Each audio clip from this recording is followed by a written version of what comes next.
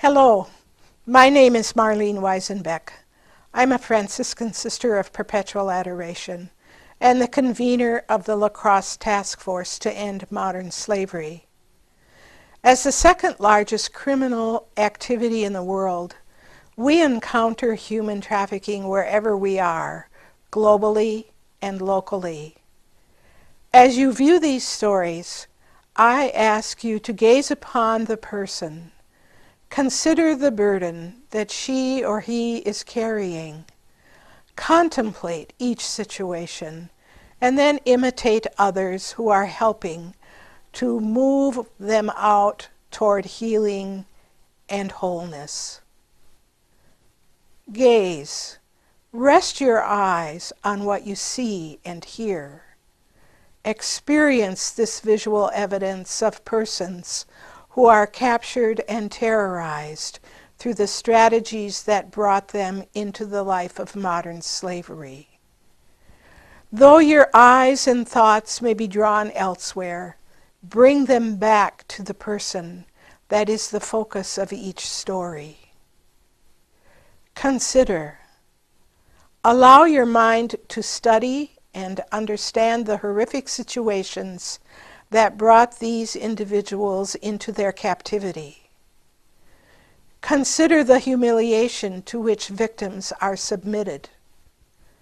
Deepen your knowledge of the events that made them vulnerable to recruitment into this life. Do you sense a challenge or a call? Contemplate. Be present to what you see and hear. Listen with your inner senses to the meaning of the story. Listen to the cries of the enslaved without judgment. Then embrace an unceasing prayer for all those involved and all those who work to bring freedom to those in this underground economy of evil. Finally, imitate. All prayer moves us toward making efforts to create relationships of wholeness worthy of our God-given human dignity. Join in some way with others in bringing hope and freedom to the suffering world. Thank you.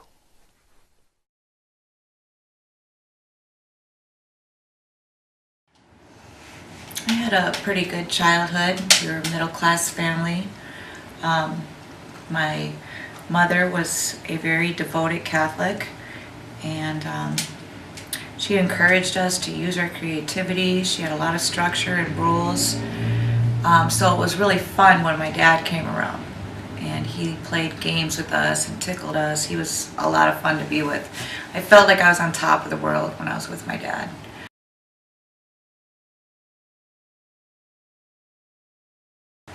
First of all, I remember discovering in one of my dad's drawers a lot of pornography.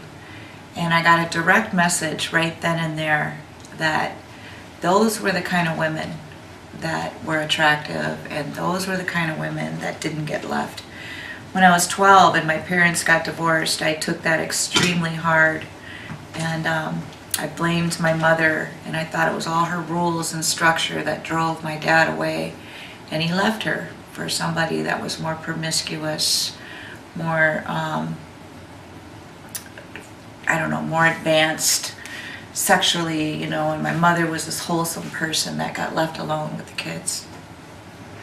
I was 12, and I vowed right then and there not to be the kind of woman my mom was. I was going to be the kind of woman that I saw in those magazines.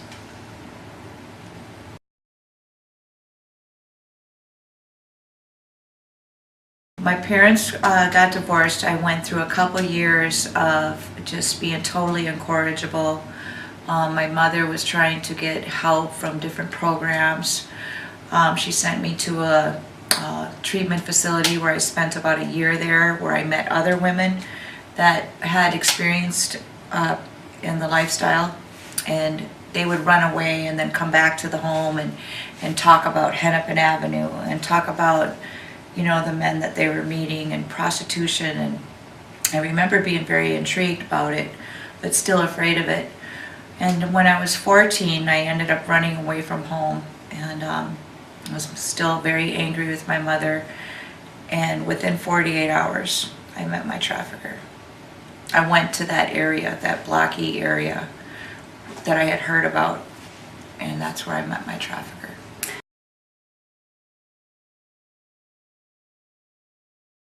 He was in his early 20s, I think 21 or 22.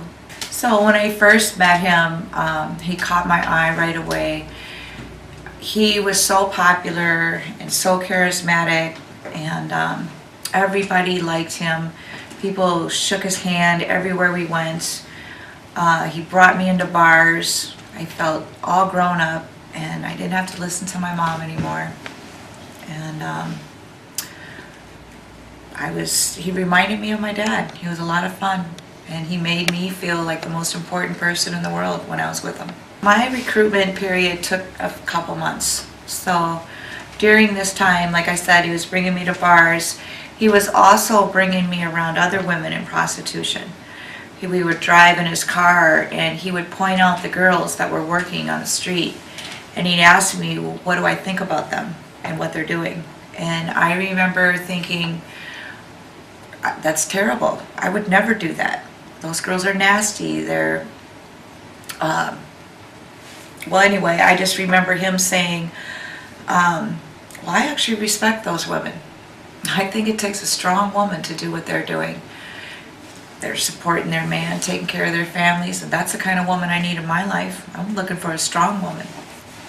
And I remember thinking, oh my God, what if I'm not the one? What if I'm not strong enough? You know? Yep, and he was bringing me around women in prostitution, glorifying the lifestyle, listening to music that, you know, promoted prostitution. I saw all the money. I got a lot of pressure from other women in prostitution. You know, his brothers were traffickers, and they all had women that were in prostitution, and getting all this pressure from people. But I still wouldn't do it. It took a few months, and then that's when he decided I was ready for initiation into the lifestyle. We stayed with different people, like his brothers, and I think at one point he had a square girlfriend is what we called him. She was a girlfriend, maybe what they call a bottom bitch now. Okay. So somebody that kind of held him down, kept him with a place to live, a car to drive, but I don't think she was in prostitution. She had a regular job. But she played a role in kind of like a mother role to me. She would talk to me about my period and what kind of sex acts I was going to do and how much to charge.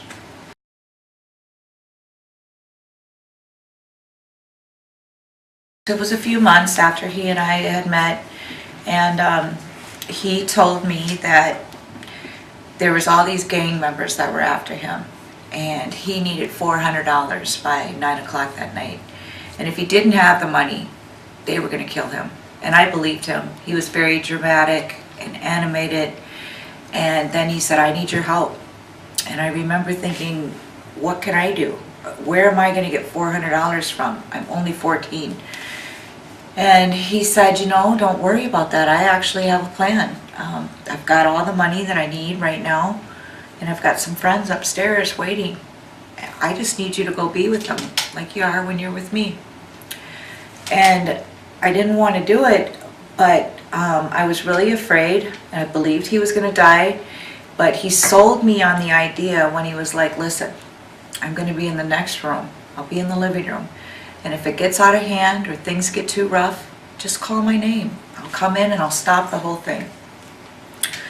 So I agreed to do it, and it was really horrible. It was very violent. They weren't gentle with me. This was an initiation, so it was meant to break my spirit, and it did. And I just remember calling his name over and over, and he didn't come in to help me. But what he did do, when it was all over, is I remember getting all this praise and attention, and him saying things like, wow, you really love me, I know that you love me now. Nothing's going to come between us ever again. It's going to be me and you, baby, forever. And I remember him saying those things to me just seemed to kind of make what had just happened almost worth it. I needed his love. I needed that from him.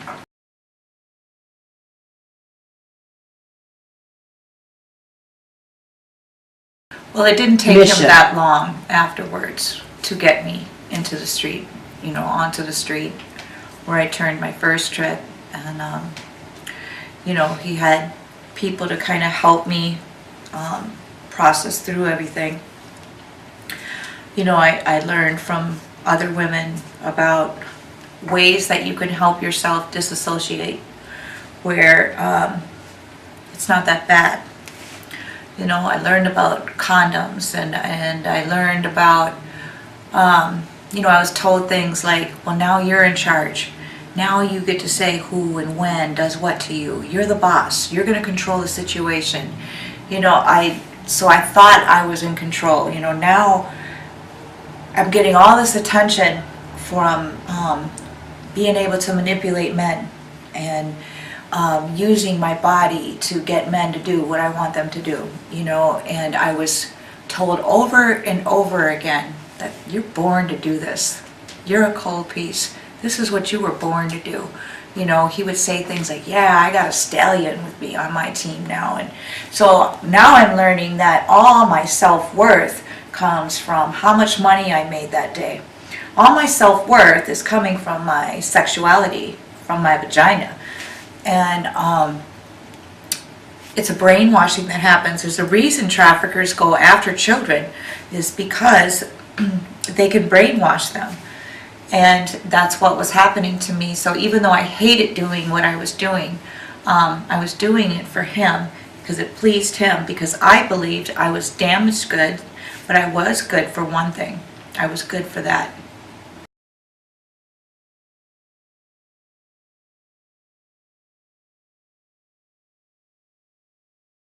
Eventually I had to start drinking in order to be with tricks. It made me friendlier, and then eventually I ended up having to use drugs so I could numb and forget.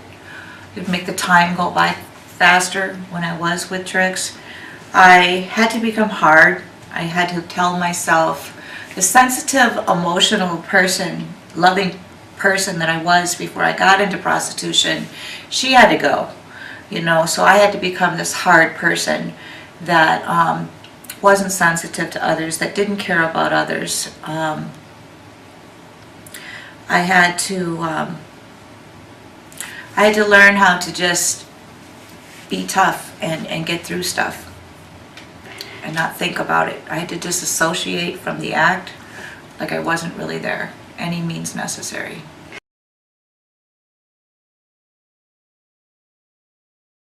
I definitely had quotas on how much money that I needed to make every night, depending on the city.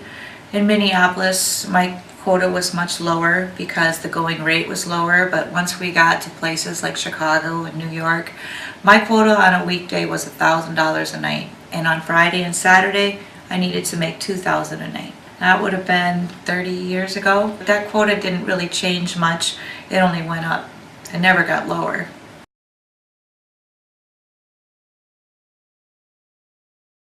That would mean I'd have to work during the day the next day and no sleep.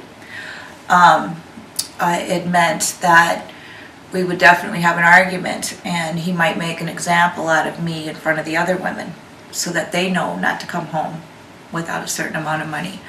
It would mean things like he wouldn't sleep with me for a long time, so he'd take away his affection and attention. There was a lot of dehumanizing and degrading things that he would say to me.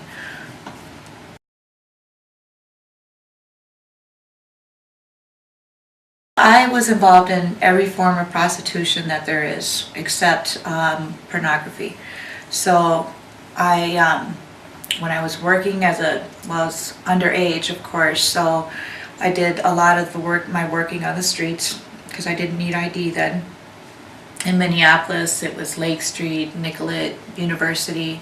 My quota might have been about $400 a day. Then it was, he would take, once we saved up a certain amount of money, we would go to Chicago.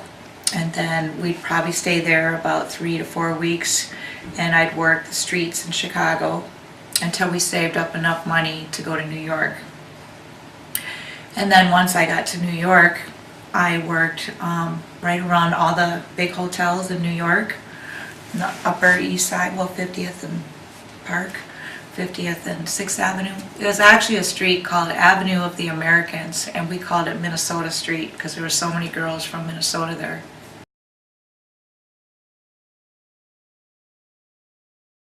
It would have been my dad. I needed my dad. So my dad had addiction issues and his own issues, but what I needed was for my dad, and I don't know, I guess that, I don't know if that could have happened. But other than that, maybe if I would have been aware of traffickers and their techniques and, you know, what to expect, what to look for.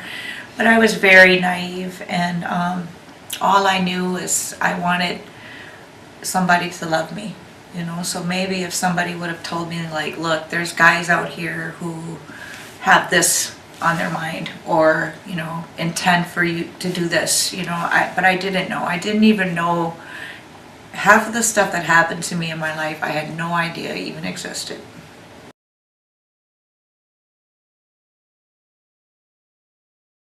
One of the things that I really think people need to know is that, you know, I really believed that I chose prostitution because I'm the one that ran away from home. I'm the one that fell in love with this guy. And, you know, a lot of times he didn't even have to be around me to have all this power and control over me. So I had opportunities to leave, but I didn't. And so what I would want people to know is that women don't choose this. You know, this is something that happens to them, and they are victims, and we shouldn't be criminalizing them.